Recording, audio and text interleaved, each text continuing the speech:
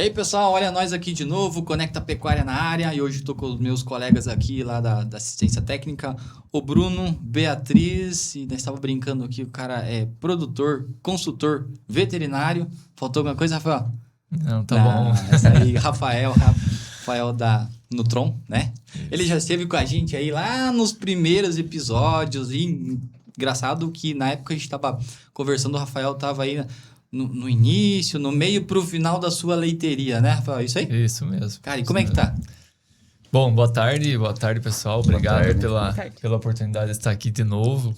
É um prazer estar aqui pra gente bater esse papo, conversar um pouco e a gente discutir um pouco sobre pecuária de leite, que é o nosso dia a dia, né? O que a gente gosta de fazer.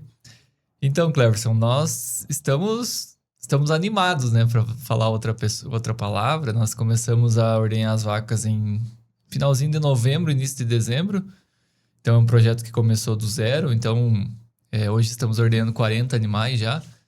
E tá indo muito bem, sabe? Tá bem na nossa expectativa. Enfim, a gente traçou um plano nesse ano que era até metade do ano nós encher o tanque de leite e nós vamos alcançar, acho que antes disso, tá? Que é o nosso tanque que a gente comprou 4.000 litros, então a ideia é alcançar essa marca até junho, tá? Esse era nosso objetivo até junho desse ano. E tá indo super bem, sabe? Estamos muito felizes, estamos aprendendo ainda, todo dia a gente aprende, né? Mas a gente tá aprendendo todo dia e nós temos se desenvolvido muito nessa parte, nós e os animais também, nessa parte de robô, sabe? Na ordenha robotizada. Legal, que bom que vê que tá tudo certo, né? Ih, eu tô com esse time aqui. Esse pessoal trabalha contigo também ou não? Vocês têm um contato aí meio direto? Um contato mais que direto, quase, né? Sempre junto. O Rafael sempre dá um apoio para nós, desde a parte de nutrição, parte de até as análises de forragens, que eles têm o equipamento que ajuda o setor nosso, não só a nutrição, extensão também, né, pessoal?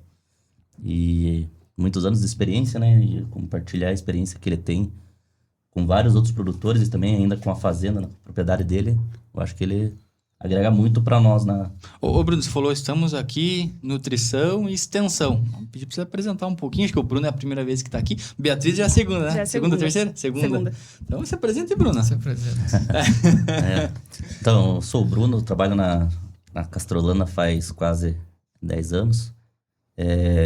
Trabalhava na parte de gestão de propriedades, né? E agora eu acabei ingressando no time de extensão junto com a Beatriz, com o Claudinei, o pessoal, né? E tô pegando a parte técnica agora, né? Aprendendo, igual eu falei, com o Rafael, com o pessoal mais experiente, pessoal de nutrição, pessoal da saúde animal lá também da Castrolana. E é isso, estamos, como diz, aprendendo dia a dia, né? Atendendo os produtores, que a gente não sabe de tudo, né? Todo mundo... A gente sabe que a experiência é mais válida do que... sei lá, um caderno, um livro, né? Então, acho que isso me agrega muito a experiência, né, no dia a dia. E legal, né? Você falou, bom, faz 10 anos ainda, tá aprendendo. A gente pega o Rafael aqui, que a gente tava brincando. Pô, é os 3 em 1 ali. Sim. Ô, Rafael, você comentou, né, que hoje vocês optaram pelo robô e a gente sabe que o robô no Brasil, ele tá ganhando o mercado, várias propriedades estão... iniciando o uso de robô, estão colocando nas propriedades grandes, nas propriedades pequenas. E o que levou vocês a optarem pelo robô e não por uma ordenha convencional? Boa pergunta, Beatriz. Na verdade, eu tenho esse projeto comigo, né? Eu falo guardado comigo há mais ou menos uns 20 anos. Quando eu estava lá na graduação, eu já tinha um plano de... Depois que eu aprendesse, juntasse um dinheiro, enfim, criasse uma carreira, principalmente criasse bagagem, né? Aprendesse com outras pessoas, eu iria colocar uma leiteria propriamente minha, porque nós temos uma leiteria lá na nossa propriedade em Santa Catarina, né? E aí eu iria iniciar uma segunda propriedade. E aí eu visitei algumas fazendas fora do país em 2019. Eu fui para a Holanda, tive a oportunidade de ir para a Holanda e a gente visitou, acho que umas 5 fazendas de robô e para mim fez muito sentido o perfil da fazenda de robô, sabe? Para mim o perfil da fazenda de robô é propriedades pequenas, com pouca mão de obra, então O local onde a gente tem nossa chácara é um local pequeno, uma área pequena. Nós não temos grandes extensões de área para produzir comida, então nós temos que tentar viabilizar o máximo pensando na área que a gente tem. Tá? Então, uma das escolhas de escolher robô foi...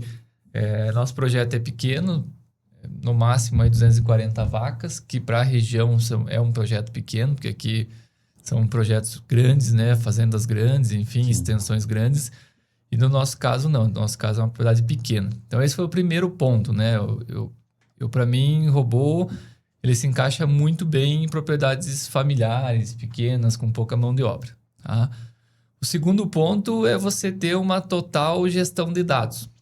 O robô é uma ferramenta espetacular. Ele trabalha com uma IA, né? Uma inteligência artificial tremenda.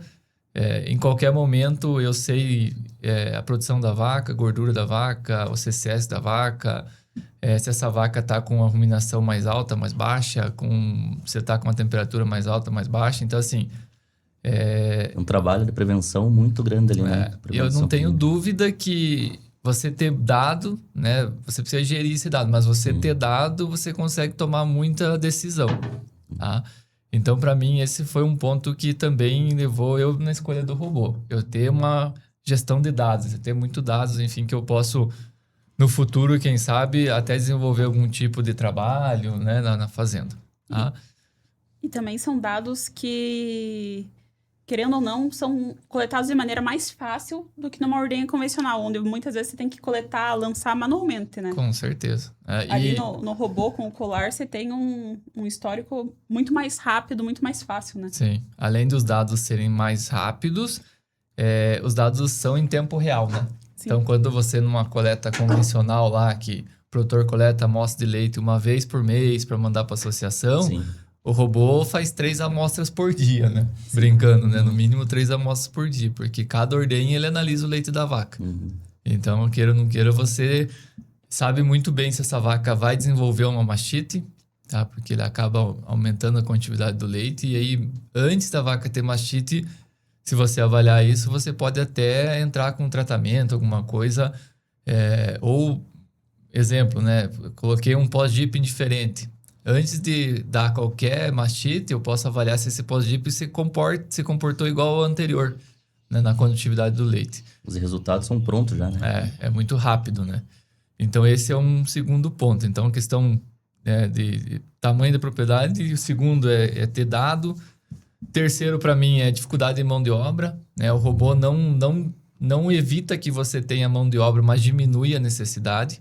Né? Então, o robô, ele tá lá, ordenha as vacas 7 dias por semana, 24 horas por dia, não fica doente, não pega férias. Sim. Natal, Ano Novo. Né? Então, assim, para mim, a ordenha é um dos maiores compromissos que tem na atividade leiteira. Não pode faltar, né? A vaca é um animal de rotina, né? Mas o tratar a bezerra, se você fizer no mesmo horário, é excelente. Agora, a ordenha, se você mudar o horário, é o que mais vai impactar no teu resultado.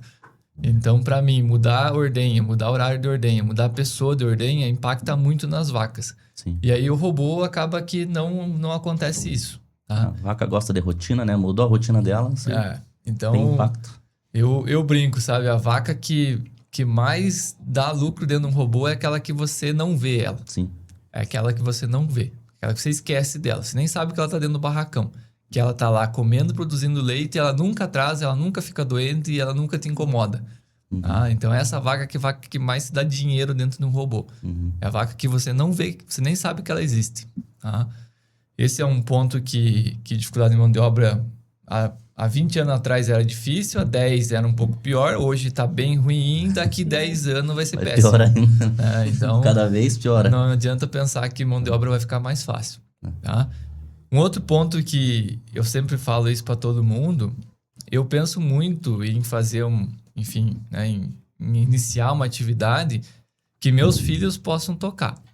Porque não adianta nada a gente começar uma coisa e leite é um negócio de longo prazo, né? Leite é uma atividade de longo prazo, para mim é uma atividade nobre, emprega muita gente, é um alimento nobre, tá na alimentação nossa como mamífero desde que a gente nasceu. Mas se eu iniciar uma atividade onde meus filhos não se animem em tocar isso, para mim nada adiantou. Tá? E aí, quando você pensa na atividade leiteira, que tem que acordar às 4 horas da manhã para ordenhar a vaca, eu falo para você que a chance de nós ter uma pessoa animada, uma juventude, um filho animado para fazer isso é muito difícil. Então, para mim, sucessão familiar em propriedade pequena acaba passando por você facilitar alguns manejos. E manejo de ordenha é uma coisa que tem que pensar. Sim. Tá? Então, propriedade grande, eu falo para você que não tem muito isso, porque ela pode ter 4, 5, 6, 10, 15, 20 funcionários, não precisa o filho do produtor ir lá. Agora, a propriedade pequena, não. Muitas vezes, quem que é? É o filho do produtor, o produtor, a esposa e, quem sabe, uma mão de obra contratada. Uhum. E aí, ordenha, meu amigo, normalmente é a esposa, o filho e o produtor que fazem pelo menos 1 ou 2 ordenhas no dia. Manejo do dia a dia, Manejo trato. do dia a dia. Então, assim, você fazer com que... E aí, isso me impacta muito, né? Você pensar que teu filho, né? Eu tenho um menino hoje de 4 anos, que é o mais velho. Que meu filho, quando fizer, sei lá, 15, 18 anos, que ele vai ficar animado por levantar 4 horas da manhã no frio para ir ordenhar a vaca, eu acho muito difícil. Uhum. Então, com o robô, acaba que isso facilita. Pelo menos isso... Mas se ele acordar, pegar o celular, isso, tá tudo tranquilinho isso aqui. mesmo.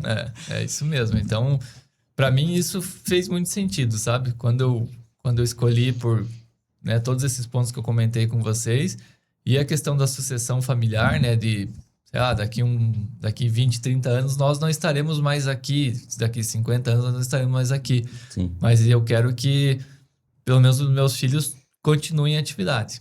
O robô ele traz várias soluções, né?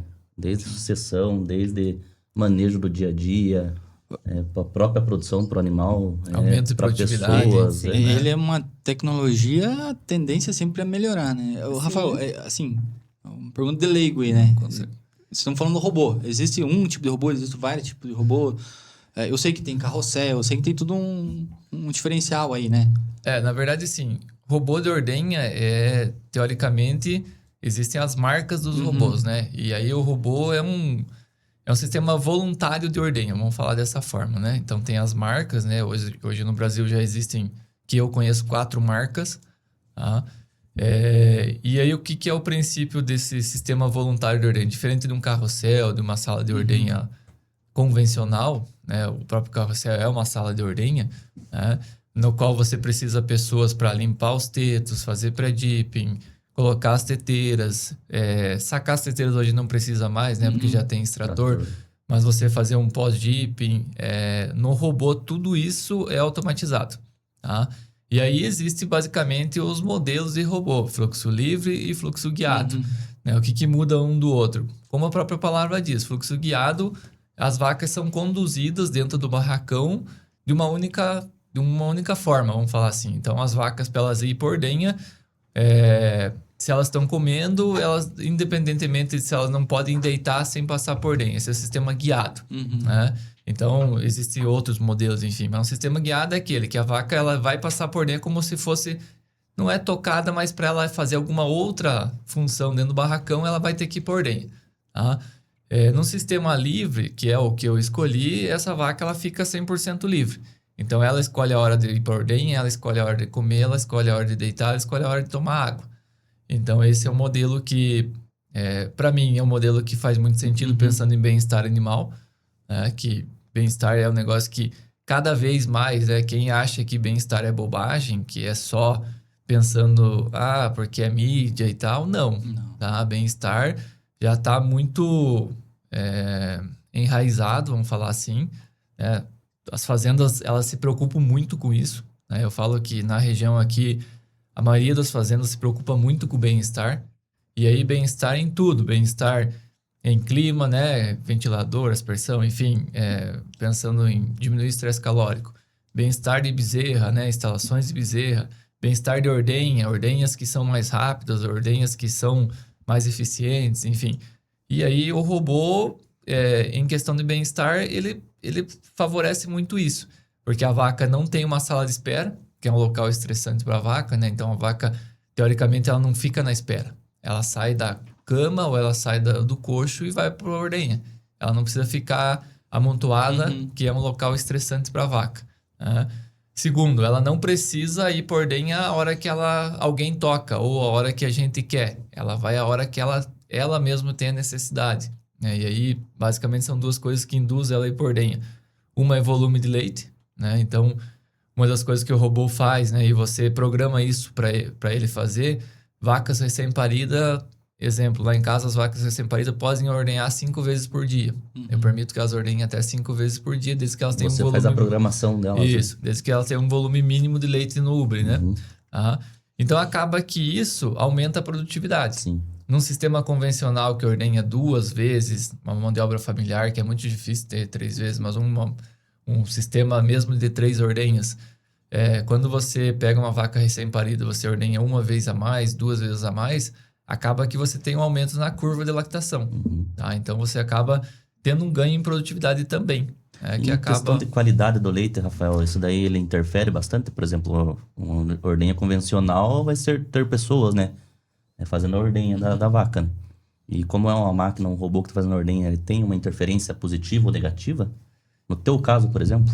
Eu acredito que não só no meu caso, mas em todos, Bruno, tem uma interferência bem positiva. Pelo seguinte, o robô não vai negligenciar passos.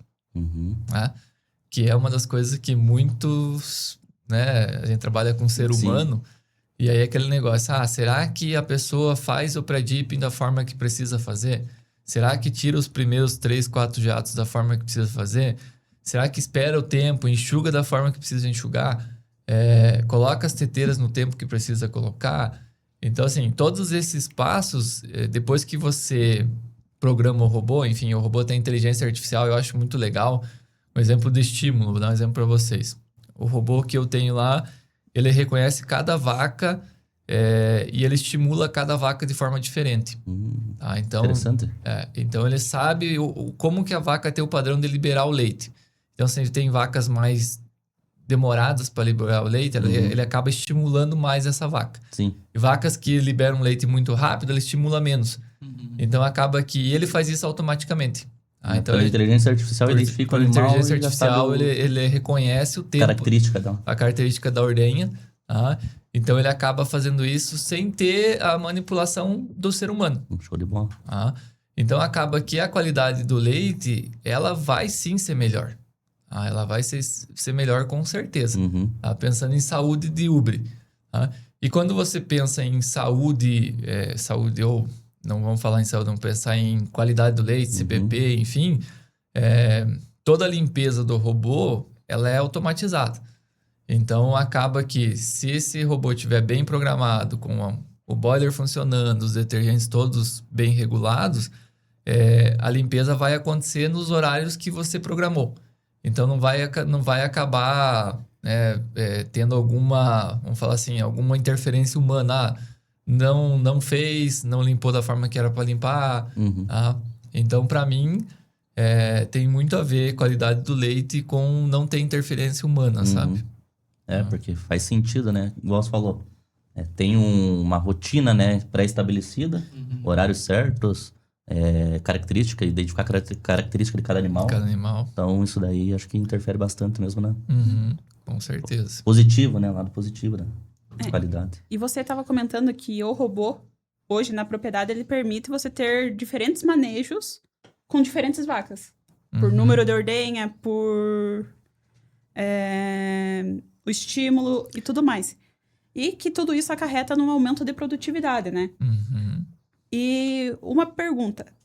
De qual maneira mais você percebe em relação ao horário de trato que você passa, a interação entre o manejo fora do robô e os manejos da propriedade de uma maneira geral, de horário de arrumar cama, horário de passar o trato, o modo de passar o trato, porque às vezes pode ser você, às vezes pode ser um funcionário, ou como isso está afetando a produtividade dessas vacas?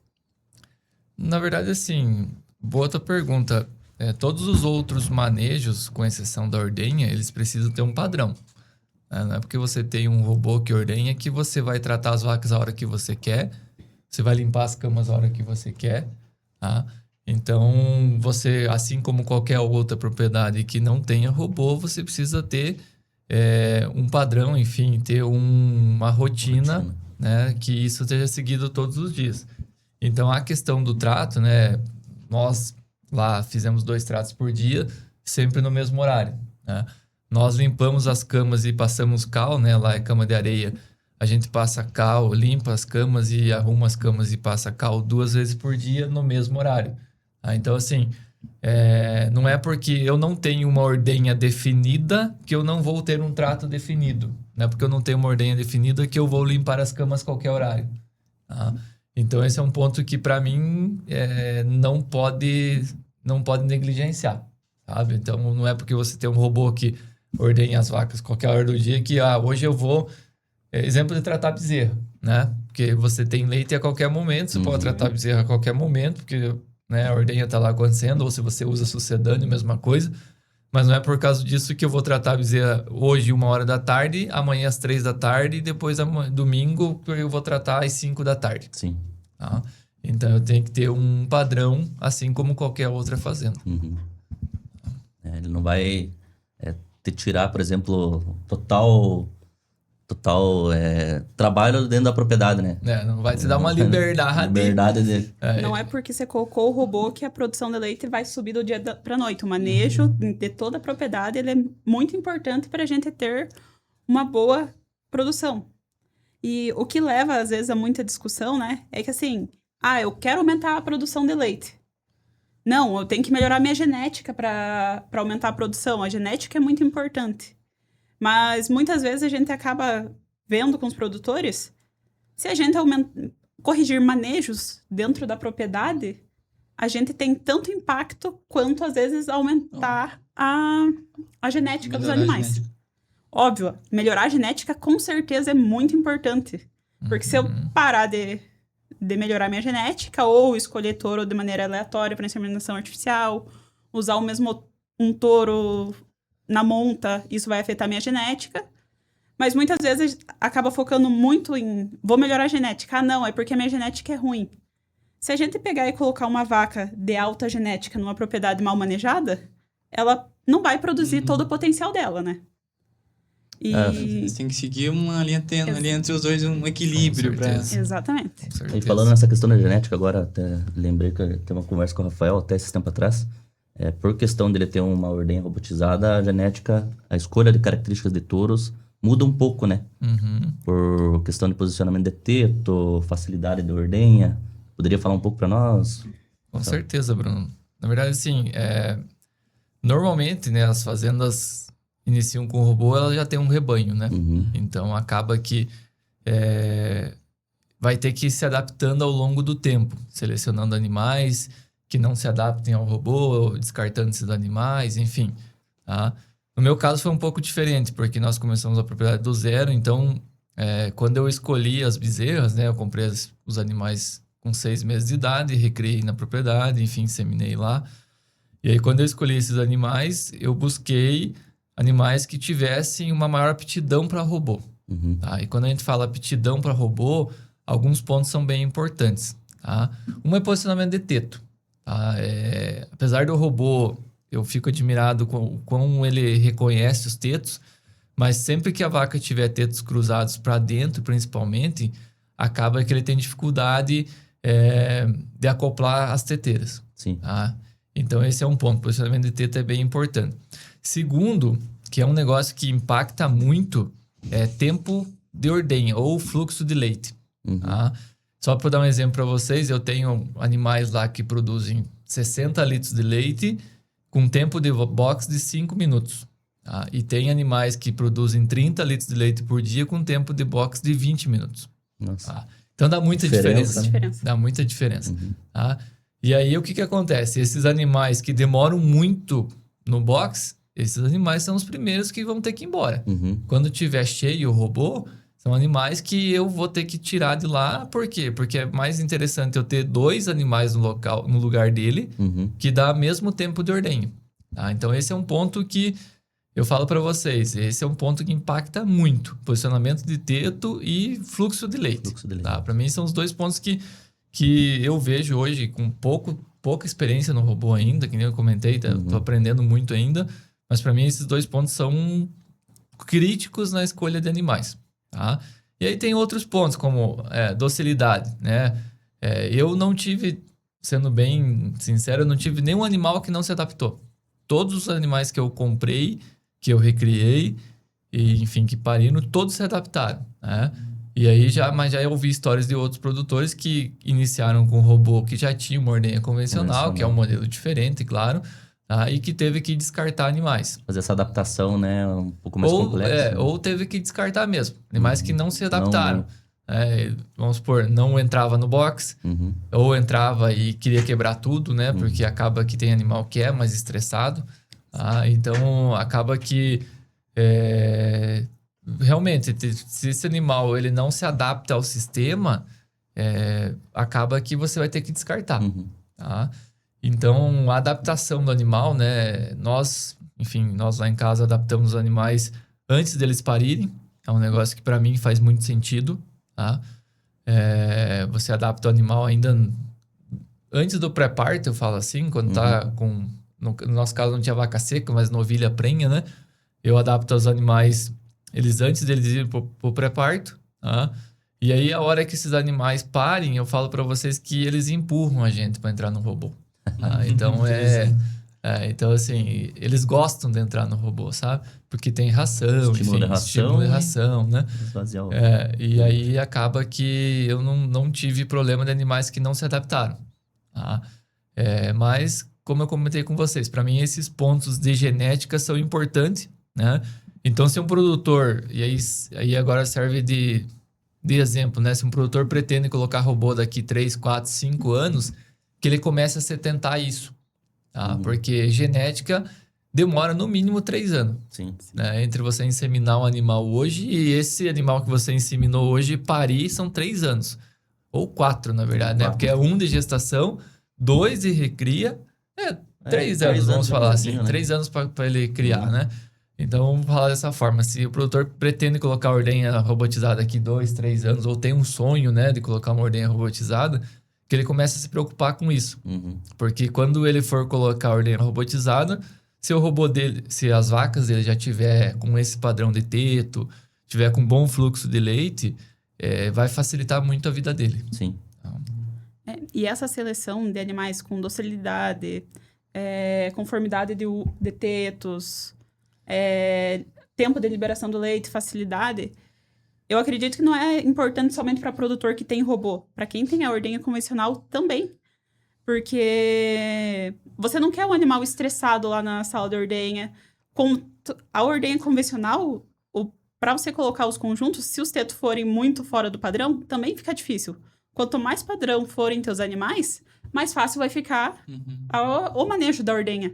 Seja para limpar, seja para acoplar. Então, eu acredito que é um ponto que muitos produtores precisam focar ainda na parte de genética. E pensar que a genética, hoje em dia, assim, na parte de reprodução, a gente faz a gestão econômica, né? Nas propriedades, nas pequenas propriedades da Castrolanda. E a gente vê, né, que o custo para investimento na genética é muito baixo, né? É um potencial, assim, que é onde o produtor poderia investir mais, melhorar o seu rebanho, justamente para propriedades, assim, que não tem para onde crescer, né? Então, tentar melhorar a média, a saúde dos seus animais na propriedade. Ele não consegue aumentar, eu tenho 30 vacas no leite, eu não consigo colocar 100 vacas no leite na propriedade, porque eu não tenho área para produzir e fazer comida, né? Então, é um ponto que acho que poderia, assim, investir mais na parte de reprodução, parte genética mesmo, que é vamos dizer assim, uma solução, talvez, para o pequeno produtor, né? Tentar melhorar os seus animais do rebanho, né? O Rafael falou que você se programou, né? Fez tudo ali um projetinho para iniciar com o robô. Rafael, para quem já está ali na atividade, sei lá, de repente pretende, também tô pensando na genética, mas também gostei. Tá ouvindo a gente que fala, não, acho que eu vou querer colocar um robô também. Qual que seria o conselho para ele? Inclusive o pessoal que está aqui da parte de gestão, né? Tipo, o que vocês podem me falar sobre isso? Na verdade, sim, Cleverson. O robô é uma excelente ferramenta, tá? Primeiro, o conselho que eu dou para o produtor é questão econômica. Como que esse produtor está capitalizado, tá? Nós estamos num momento difícil no Brasil, enfim, pensando em taxa de juro. Agora estamos melhorando o momento do leite, né? O preço do leite. Mas o robô é um equipamento caro, tá? E que você precisa estar capitalizado para você fazer um investimento desse. Porque além do equipamento, eu falo, quando você vai colocar um robô, quando alguém vem te vender um robô, ele não fala que você precisa ter um gerador eletrônico, que custa caro. Ele não fala para você que tem que ter no-break, que custa caro. Ele não fala para você que tem que ter um computador top lá para tocar o robô, que custa caro. Então, assim, são várias coisinhas, né? Quando fala assim, é só o robô. Tem o robô, daí tem o colar, daí tem mais... Então, assim, o robô não é um equipamento barato, tá? Então, quando a gente compara ele com outras ordenhas, nenhuma ordenha se equivale no custo dele, nenhum carrossel por vaca ordenhada. Sim. Tá? O carrossel é muito mais caro, mas pelo número de vaca que o carrossel ordenha, ele é muito mais barato, tá? Então, quando você pega uma ordenha convencional hoje, que tem ordenhas convencionais por 5, 10 mil reais por vaca, nós estamos falando que o robô é 25. Tá? Então, ele é mais do que 2,5 vezes uma ordenha convencional. Então, o primeiro ponto que eu falo para o produtor, cuida com o momento que você está econômico. Tá? Não descuida disso, porque acaba que o robô, ele se paga sim, só que tem que cuidar em quanto tempo. Tá? Então... Investimento de longo prazo, investimento de longo prazo, tá? Eu, quando fiz lá o meu projeto, enfim, iniciei o projeto, tudo, o meu payback, enfim, é para 8 anos. Tá? Hoje não tem financiamentos que fiquem 8 anos. Tá? Nos primeiro, segundo ano é mais difícil. Então, assim, tem que tomar um cuidado com isso. Tá?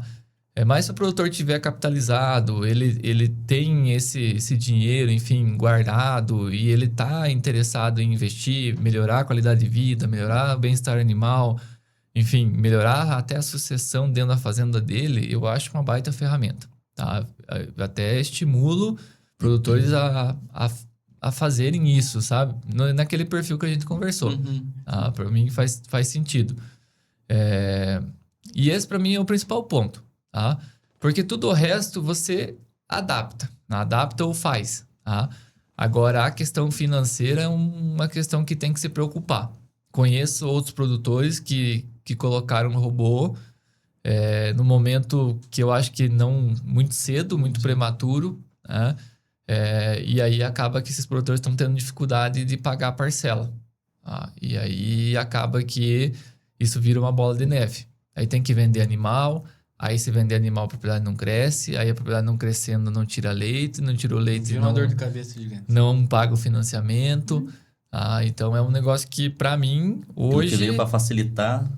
Vai dar pra dor de cabeça. Vai dar dor de cabeça. Tá? Então, para mim, o principal ponto é como você está financeiramente. Você está bem capitalizado? Você tem dinheiro para investir? Teu dinheiro para investir? Fala assim, faça. Faça que você não vai se arrepender. Tá? Agora, se você for pegar dinheiro em banco, financiar, enfim, você já está com bastante dívida, eu falo assim, quem sabe não seja o momento. Ou seja, ter um bom planejamento financeiro e estratégico da propriedade para fazer esse investimento. Isso mesmo. E igual o Rafa falou, no momento certo, né? Porque agora Exatamente. tem momentos que a gente não pode fazer investimento. E também, que nem eu falo, quando eu falo do planejamento, o momento certo, é aquela coisa, esteja preparado para o bom cenário e para o pior cenário. Isso mesmo. Porque tudo pode acontecer. Às vezes é uma coisa que está fora de um controle, é uma guerra lá em outro lugar que vai afetar diretamente a atuação. Tá afetando hoje já, Afeta, né? Hoje a gente sabe que tá afetando, né? E aí eu falo assim, produtor, né, que tá nos ouvindo, enfim, que tá interessado, procure entender mais. Procure conversar com o seu técnico, procure fazer visitas, enfim. Procure fazer colocar no papel mesmo, né? Qual que vai ser o custo do equipamento, o custo de todo que precisa fazer infraestrutura, enfim. E estimar um ganho, né? Um possível ganho real que você teria a mais com o robô e ver se isso paga a conta, tá? Se isso pagar a conta, eu acho que faz sentido, tá? Se isso não pagar a conta, eu acho que não faz sentido. Exatamente. Tinha mais um tópico com o nosso script aqui, que era a questão de nutrição, né? Sim. No nosso script a gente colocou, né? Foi intercalando. A gente até acabou começando de trás para frente do que a gente tinha programado. Mas o último tópico que ficou faltando é a questão da relação da nutrição com a fertilidade. Que a gente falou do manejo, de ser importante, né? E o quanto a fertilidade ela é importante dentro de uma propriedade e o quanto dela está relacionada com a nutrição e com o manejo em si. Quanto a nutrição impacta a fertilidade numa propriedade, né? Uhum. Com certeza. Na verdade, assim, eu brinco, né? Que o veterinário da reprodução, sempre que a vaca não emprenha, a culpa é da nutrição. Né? Isso é de praxe, né? E a nutrição, sim, ela interfere muito na reprodução. Né? Mas não é 100% das vezes, né? Pro veterinário da reprodução é sempre a culpa do nutricionista, né? Eu já tô até acostumado com isso. Tá? Mas a nutrição, quando a gente fala em fertilidade, né? Cada vez mais nós estamos com rebanhos mais produtivos. Tá? E eu sou da seguinte opinião. Se a vaca produz muito, tá? Essa vaca ela não tem menor fertilidade. Tá? Tem gente que acha que porque a vaca produz muito leite e essa vaca ela tem menor fertilidade. Não. Tá? A vaca que produz muito, ela tem um desafio diferente. Tá? Mas a fertilidade, o que é fertilidade? A capacidade dessa vaca emprenhar, para mim, não é diferente de uma vaca que produz pouco. Sim. Tá? O que acontece? Então, esse é um ponto que vacas que produzem muito, elas, quando bem nutridas, elas reproduzem muito bem. E se você olhar, né, enfim, a gente acompanha fazendas pequenas, grandes, enfim, que hoje tem médias muito boas, médias taxa aí de concepção. Taxa de concepção dessas fazendas é alta. Uhum. Nós estamos falando de taxa de concepção média ano acima de 30%. Né? Então, assim, média de 30%, nós estamos falando que em determinados momentos do ano nós estamos com 40%. Né? E aí, passando o verão... que impacta bastante. Né? Que o verão, uma vez, enfim, eu sou mais velho que todos vocês aqui, mas no verão, uma vez, a taxa de concepção era 5, 8. Nossa. Tá? Hoje tem fazenda boa passando com 30, cara. Então, assim, o quanto que a fazenda... Assim, o animal melhorou, não tenho dúvida, a genética melhorou, mas o quanto que o produtor investiu e se preocupou em melhorar condições toda a propriedade para que o animal emprenhasse melhor. Uhum. Né? Então já é bem claro, né? Propriedades que têm média boa, ela só tem média boa porque as vacas parem. Sim. Eu sempre falo assim, vaca que é de indução, vaca que é velha de leite, não dá leite. Então quem dá leite é vaca recém-parida, vaca novinha no leite. Tá? Então assim, a reprodução ela é ponto-chave dentro da fazenda. O produtor que quer tirar mais leite tem que emprenhar mais vaca. Tá? E aí vem a nutrição. Então, vacas bem nutridas, né? E quando a gente fala de nutrição, né? Vocês também trabalham com dieta, vocês sabem disso. Dieta não é um único fator, né? São vários fatores dentro de uma dieta. E aí eu bato aqui volumoso, qualidade e volumoso. Exatamente. Tá? Tem muita fazenda que ainda... Né? Tem muita fazenda que ainda tem problema com volumoso, com qualidade e volumoso. E aí não estou falando só de qualidade bromatológica, proteína, fibra, enfim. A qualidade de Estou falando da qualidade de conservação. E para mim esse é um ponto que impacta muito na fertilidade das vacas. Toxinas. Micotoxina, né? Enfim, levedura, fungo, várias coisas que interferem nessa... E hoje em dia a gente vê bastante propriedades, principalmente pequenas propriedades, que negligencia muito essa questão de micotoxina em volumoso. Uhum. O pessoal acha que não dá problema, daí acaba que atrasa muito a reprodução da propriedade, aí atrasa mais dias em leite, vai deixando passar. E é um problema, assim, que é invisível, né? Uhum. Então, o produtor não acha que isso acontece na propriedade dele. Sim. Mas acontece bastante. E que nem o Bruno falou, não é uma coisa que a gente vê. Às vezes, o teu silo parece estar bonito, mas a micotoxina já veio do campo, tá afetando a reprodução das tuas vacas, só que você não consegue, às vezes, achar a causa. Você vai para todos os lados, é a dieta, é o manejo, é o horário, é que a gente tá no verão. É o nutricionista. É o nutricionista, É o exatamente. inseminador, E daí a é gente o sêmen. E daí a gente chega na conclusão. Como que resolve o problema de micotoxina? Óbvio, todo o manejo na lavoura, todo o manejo de armazenamento daquele volumoso e também usando o absorvente de micotoxinas. Sim. Só que nem a gente que trabalha com pequena propriedade, às vezes fica, devido ao custo do absorvente hoje, um absorvente bom, o produtor não quer usar. Até porque comecei a usar o absorvente de micotoxina. Se é minha reprodução que está afetada, às vezes a gente não vê, não consegue tangir diretamente o quanto esse absorvente fez efeito. A gente sabe que está fazendo efeito, né? Mas às vezes o produtor nem sempre consegue enxergar. E é uma coisa realmente difícil de você mensurar o quanto afeta. Ele só vai ver que é positivo quando ele começar a usar. Exatamente. Ele tá com um problema reprodutivo, ele começou a usar o absorvente, ele já vai ver que teve uma melhoria na tua reprodução. Isso já aconteceu com produtores meus, já. Sim, já tive mais de uma propriedade também que Que começou não a usar, usava, resolveu. começou a usar, resolveu o problema logo. O problema é que eu falo assim, né? Esses exemplos que vocês deram, o produtor já perdeu. Sim, então tá atrasado já, né? Então, acho que o nosso trabalho como técnico é tentar antecipar isso, né? Tentar antecipar, porque aí é aquele negócio, vai depender do produtor aceitar também. Exatamente. Né? Mas, normalmente, eu não falo só propriedades pequenas, tem propriedades grandes que é a mesma história. Eu não uso porque eu não tenho problema. E aí, quando o problema estoura, aí ele vai usar...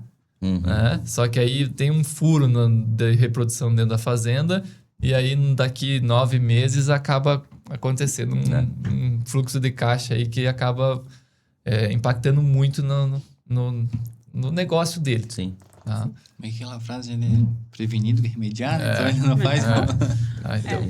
Prevenção, hoje a prevenção é tudo numa propriedade, né? E essa prevenção voltada também para a nutrição, ela não acontece somente, digamos, com a micotoxina. Entra em toda parte de manejo nutricional, período de transição, pré-parto, pós-parto. Também todo... que é outra coisa. Com certeza. As próprias questões de dietas, né? Sim.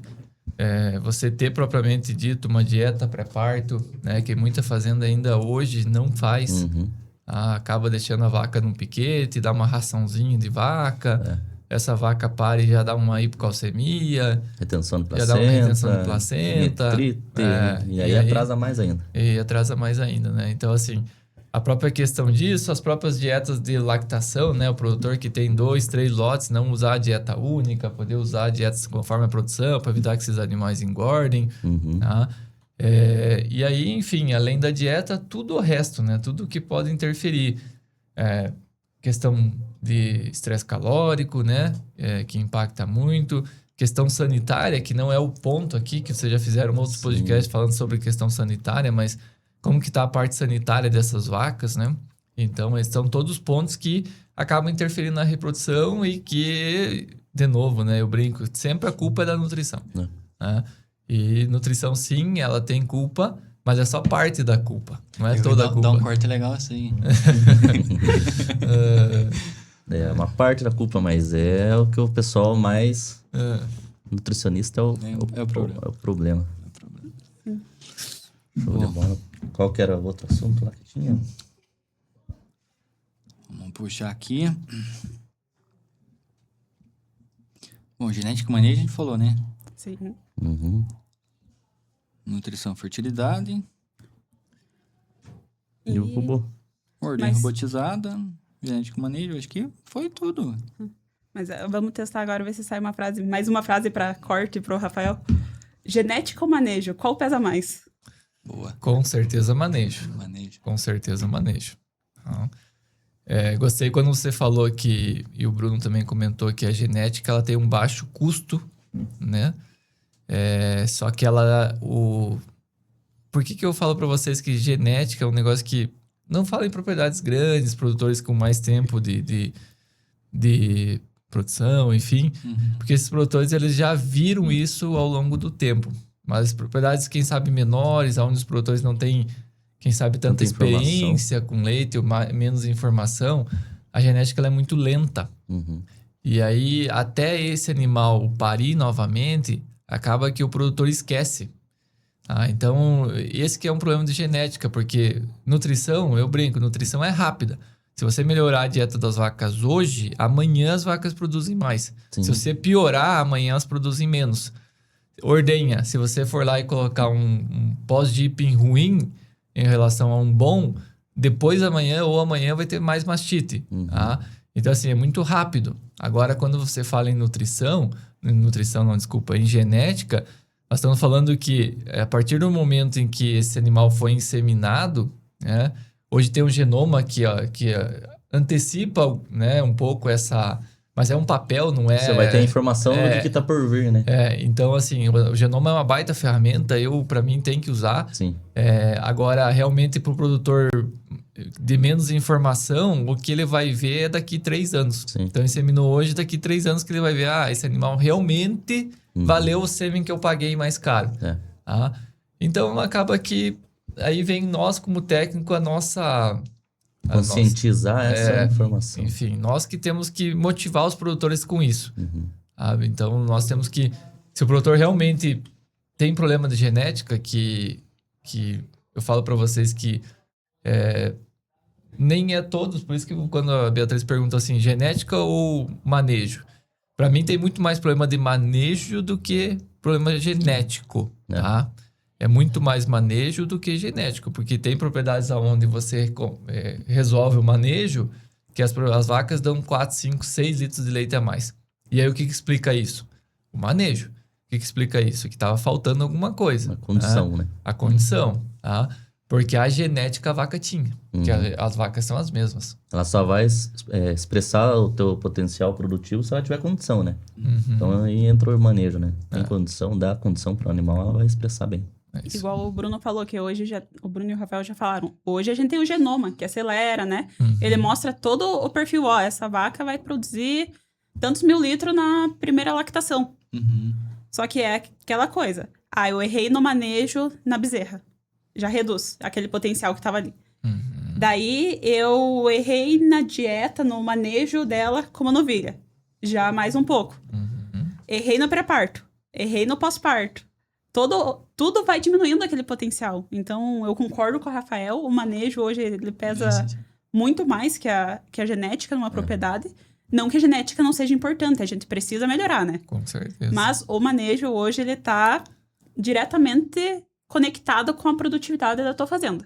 Com certeza. Sem sombra de dúvida. Exatamente isso. Ô, Rafael, fazendo um gancho aqui pro próximo episódio que a gente vai ter aí, voltando um pouquinho no teu robô lá, falando um pouquinho sobre colar. Você usa os colares hoje também? Sim. O sistema de robô, ele tem um sistema de identificação das vacas, né? Tem que ter. Então, se eu tenho robô, obrigatoriamente eu tenho que ter obrigatoriamente, não necessariamente precisa ter colar, mas você tem que ter uma forma de identificar que essa vaca ou esse identificador converse com o robô, tá?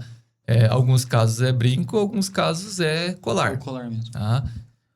Para mim, o sistema de identificação, não só o sistema de identificação, que é falar, essa é a fulaninha de tal, tá? Que aí é um negócio simples, mas o quanto o colar ajuda na questão de decisão assim... Excepcional, né? Excepcional, muda muito, sabe? Para mim, o colar ajuda muito questão de cio. Tem muitos produtores que colocam colar por dificuldade de identificação de cio. Então, o colar ele acaba auxiliando muito em identificação de cio. Tá? Outro fator que eu acho muito legal é a questão de doença. Tá? Então, clínica, né? O colar ele auxilia muito a dar possíveis diagnósticos de doença. Ele não vai falar assim, a vaca tem isso. Mas ele vai falar assim, a vaca está se movimentando menos. Essa vaca ela tem um padrão de ruminação X, baixou.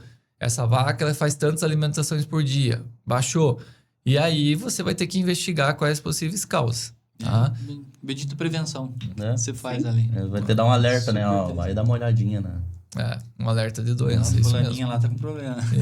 Isso mesmo. Isso também não só animal por animal. Você consegue ver lote, né? Sim. Lote, propriedades que tem horário toda propriedade tem horário de trato, né? Mas você consegue ver o pico de ruminação, a queda da ruminação do lote de maneira geral, quando é afetado diretamente pelo trato, pela ordenha, pelo estresse térmico, que tem muitos colares hoje que já identificam, né, a questão da ofegação dos animais. E quando você vai fazer avaliar, você pode até, às vezes, identificar um problema num barracão teu, um problema de manejo que, às vezes, você consegue resolver. Com certeza. O colar, ele é uma ferramenta que auxilia muito, igual a Beatriz falou. Eu vou dar um exemplo. Tem uma propriedade que eu atendo que tem colar e nós estávamos com um problema em determinado lote lá. Um determinado lote, as vacas não produziam tanto igual o outro lote. Tá? E teoricamente era a mesma comida, as mesmas vacas. E aí quando a gente foi olhar o colar, essas vacas elas tinham um comportamento de ficar mais tempo em pé. E aí o colar já falou assim, cara, essas vacas estão mais tempo em pé em relação às outras, né?